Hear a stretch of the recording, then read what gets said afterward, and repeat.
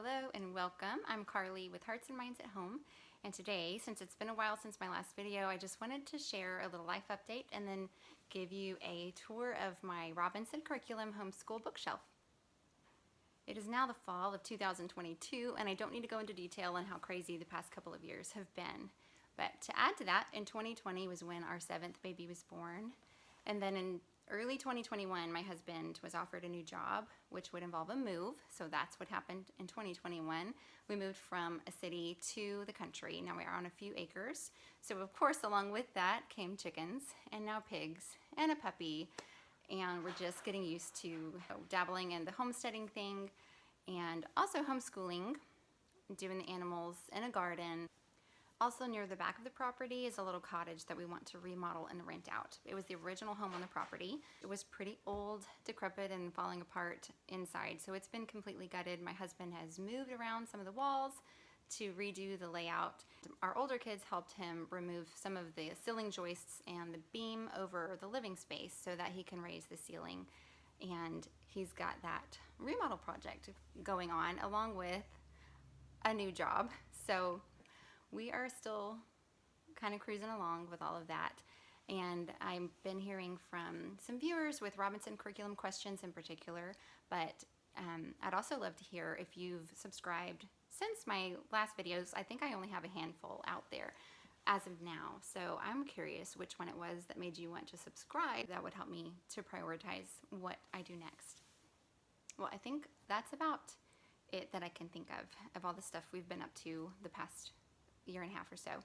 I might put a little slideshow of pictures of the place and animals and things at the end if you want to stick around for that. And the reason I wanted to show my Robinson Curriculum bookshelf is before I got off of Facebook in 2020, someone made the comment that they didn't have enough space because their home was small. And we are 9 people in about 1,400 and something square feet, and it's fine. We have this living room wall full of books, but the Robinson Curriculum fits on one. So if you have a wall in your home, which most of us do, then you can have a bookshelf. So rather than make excuses, it's best to just make it happen, and it's totally worth it. So come on back and I'll show you what I've got on the shelf. Okay, as I said before, all of our homeschool books and supplies fit on this one shelf. If you're not familiar with the Robinson Curriculum, it's just a strong foundation in the 3 R's: reading, writing, and arithmetic.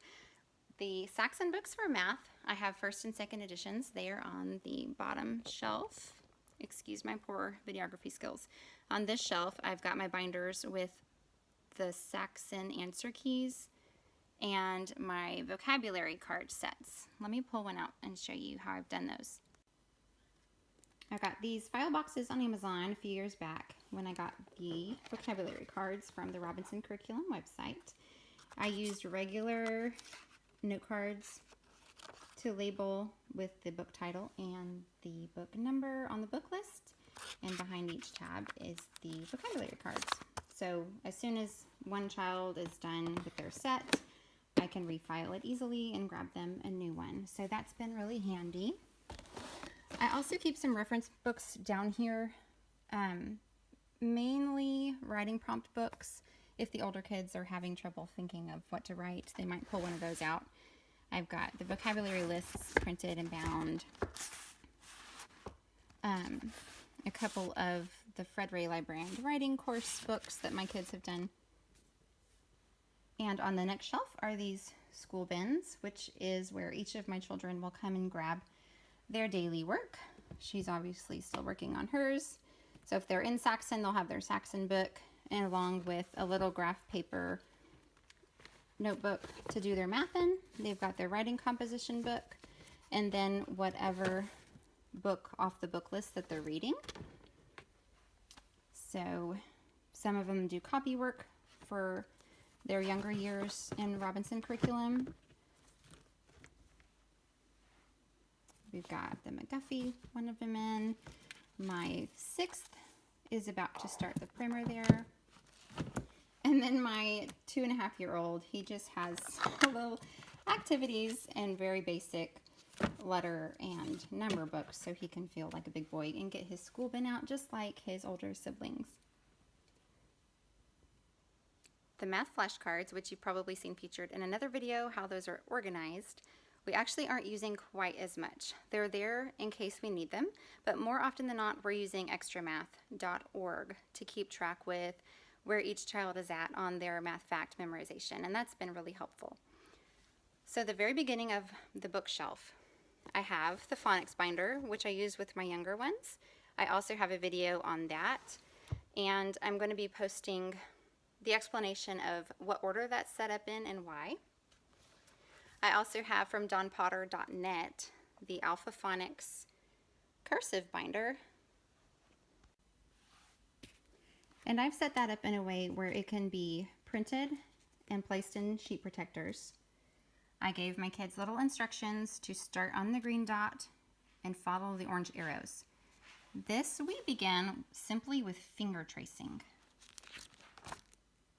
Of course, you may also do dry erase if your kids like that and are better at cleaning up after themselves with it than mine.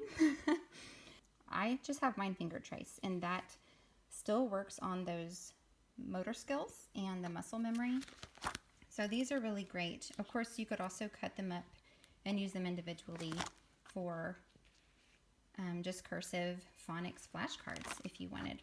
So these go through several of the more complicated phonograms as well, and I really like having that for my kids to work on before they take a pencil to the paper to start their cursive. And of course, I've got to mention the course of study. It's the holy grail of the Robinson curriculum. Goes over every subject that's included, how it's set up to function, and why it's set up that way. So it's just always good to be reminded of and have that as a reference and resource. This is also the binder that I use to check off where my kids are on the book list, because I just printed the book list and I have it in here, and then I'll put their initial after the book, after they've read it, and then I'll give them the next one. It's really that simple. I recently put a little E next to the books that have an exam that corresponds with them. And let's see, I have the discs still.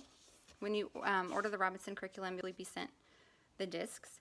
But for somewhere around, I think $36, I want to say, a year, you can have access online, which makes it easier to just open the website and print what you need. And the exams are on there if you want to do those in addition to having your children just read the book. It's also a good idea to have reference material like a dictionary, thesaurus, and things like that. So everything that your child could possibly need during their homeschool time, it's there and ready to go. Now beyond that, over time, I've collected a lot of the books from the book list. This is the majority of them. There are still some that we do not have, but they start here and they go this direction pretty much in the book list order, and that makes it really easy for us to reshelve and grab whatever the next one will be. I have some still that are holding up that I've printed and bound myself. Here's another one, Hound of the Baskervilles. I also have a video on how I put these together. If you're interested, you can find that on my channel.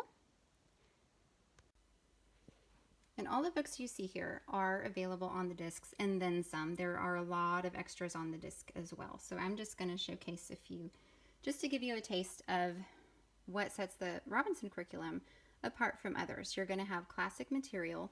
You are going to read about history closer to when it actually happened, so it's not going to be biased. Your children will read autobiographies rather than a historian's version of that person. Just you can hear about them from their own pen.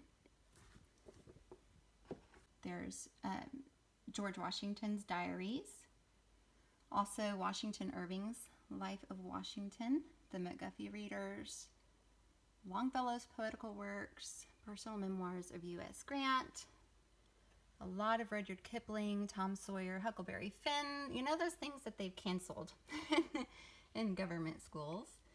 They are not canceled in the Robinson curriculum.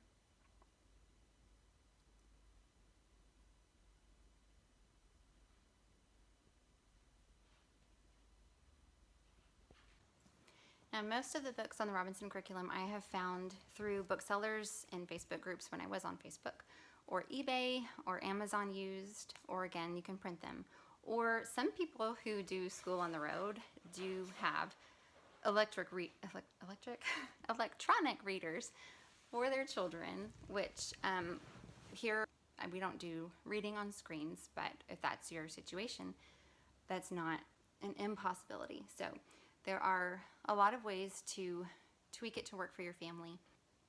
There's probably a lot I'm leaving out still, but that's the gist of it. And if you have any questions on any piece of this, feel free to leave it in the comments, and maybe that will help me decide what to make the next video about. I also want to get into history of American education and go through the course of study a little more slowly, kind of subject by subject and section by section, break it down in a little more detail. And thank you for watching. If you know anyone who might want to see how someone's Robinson curriculum homeschool is set up, feel free to share this, and I'll see you in the next video.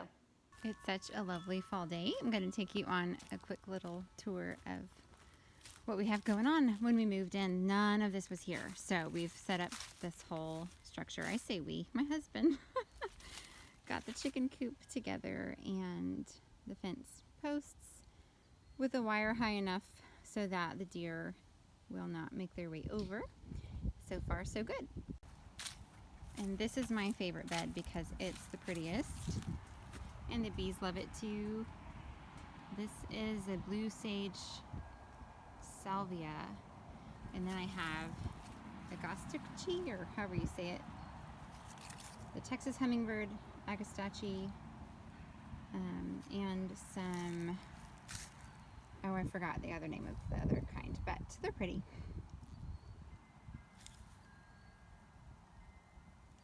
Happy little bees. And we got these birdies raised beds earlier this year, which we really love.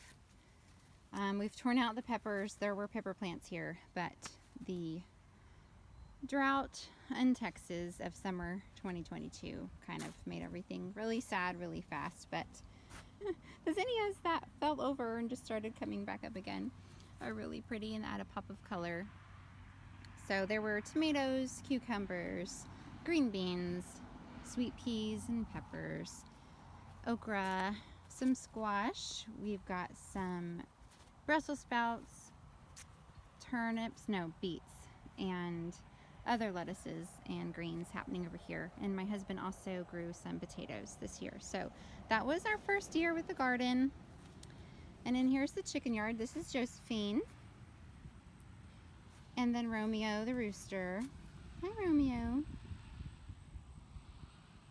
And then these little girls were our baby chicks from this year. They were born in February. They grew up in that little chicken tractor made of PVC and chicken wire. And they are just so fun to watch. And we love getting their eggs. The pigs are in the pole barn. Hi, piggy pigs. Hello. Sorry I don't have your supper yet. We're just coming to say hi. My kids endearingly named them Ima and Yura, for I'm a hog and you're a hog. And this is the little cottage at the back of the yard. It's been a slow process of getting it gutted. This is going to be closed in and just made into a wall. We plan to remodel it and rent it out. It's a huge mess.